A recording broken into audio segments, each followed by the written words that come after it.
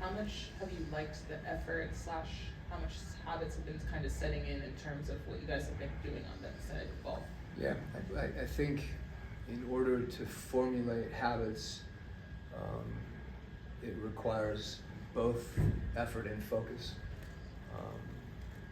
And that, if you give both of those things, over time, you improve. But it's got to be important, and that's, I think, something that's been impressed upon our guys, and they're in doing some of that. It feeds itself. Right? Well, hopefully we can continue to do it. I go back to I like that we're focused on it. I like we're giving effort. And to me, though, it's a question of you got to do that over a long period of time against different opponents, different situations, and that's not to diminish what guys are doing right now. We just got to keep doing it, keep being consistent.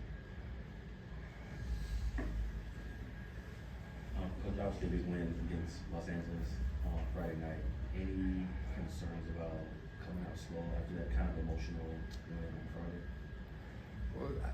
Well, for one thing, Friday, Monday, Tuesday, Saturday, during the season, I have no idea what day it is. So from that standpoint, the fact that it's Friday, no.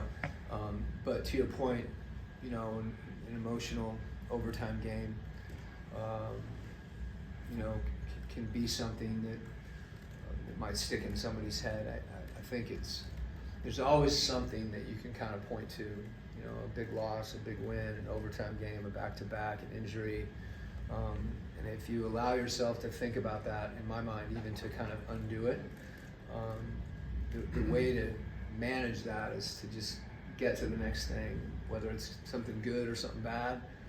What can you take from it and get focused again? And that's what we need to do. But to your point, whether it's how you start a quarter, if you finish in a run at the end of the second, be able to keep that going, or do you become more complacent in some way? If we can just stay focused on the things we need to do to be successful, I think that's the best way to approach Hey, it. Quinn. Hey, Bob. I wanted you to speak to the passing of the club right now, because the box score numbers are eye-popping. What is this in the Laker game? Just the buy-in and the fact that it's 1 through 15. Can you speak to that? Yeah, I think that's something from the beginning. We get together, coaches in a retreat format, in August, and talk about what are the things we think we need to do to be successful.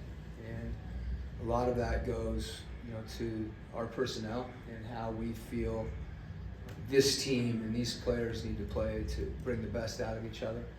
And that for us is playing with the pass. You're not going to be able to do that all the time, but I think if that's something that, we talk about having your eyes out, your eyes ahead, making the extra pass, and all those things, it's a little bit, when guys start to feel that and understand it's not just something the coaching staff wants you to do, but it's something that we as a team, if we do, we're a better team. And I think that is the case with this group. And it's not enough to just have unselfish players. I think that's a prerequisite. Then it's a habit, beginning to look for each other. And I go back to this all the time because you hear it from me, is our spacing. You can't pass the ball unless you're spaced. And if you're spaced and you pass, it can give you an advantage. And that's what we want to impress upon our guys. Sometimes getting an advantage by beating your man off the dribble provides an opportunity to pass. So you don't want passing just for the sake of passing, but I think if we're focused on that, that's an important part of our group and how we need to play to be efficient offensively. Quinn, and excuse me, in Friday's game, it seemed that the Lakers had times where they were trying to be a little bit more physical, trying to bully you. But when it seemed that during the course of the year, there's been a level of toughness with this group. Is it something in particular that you have seen that allows you to go to Cleveland and win, go to Boston and win, and maintain during this 6-game streak that you have seen as far as a toughness that's led into defense? Yeah, I think it's a collective. It's not enough for one or two guys to be tough. I think that helps in that if someone can set a bar, it can pull other guys up. But it really has to be a collective effort, and toughness comes in a lot of different forms, and sometimes it's something physical. It's blocking somebody out or getting off the bat. Sometimes it's something as simple as I'm tired, but I'm going to keep running. Sometimes it's they just went on a run. Let's not hang our heads.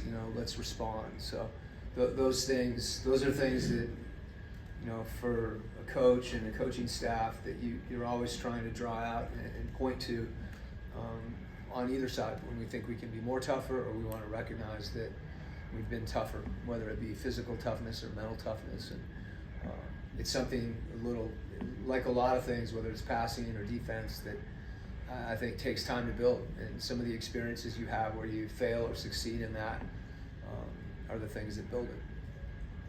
Hey, Coach, Dyson usually guards the best player, every night, but you guys are going up against Jokic tonight. How do you kind of find ways for him to still be effective and kind of help out, compelling and earning that? Yeah. One of the things about Dyson is, although he's effective in a matchup situation, he's also effective off the ball, and I think he can impact not just the person guarding, say, Jokic, but he can impact the other people that are in help situations where that awareness that he has defensively, and it's unique with Dyson that he gets deflections and steals, but he also doesn't compromise, the integrity of our defense fundamentally.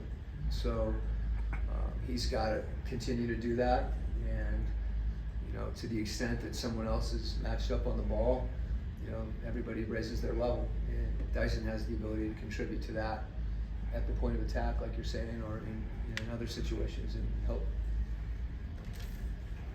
Coach, Yeah. So what is the first thing that comes to mind when you game plan for a guy like Jokic who can really affect the game in so many areas? Without getting into too much specifics, of course. No, this is the hardest question that anyone's asked in a long time, because you said the first thing that comes to mind.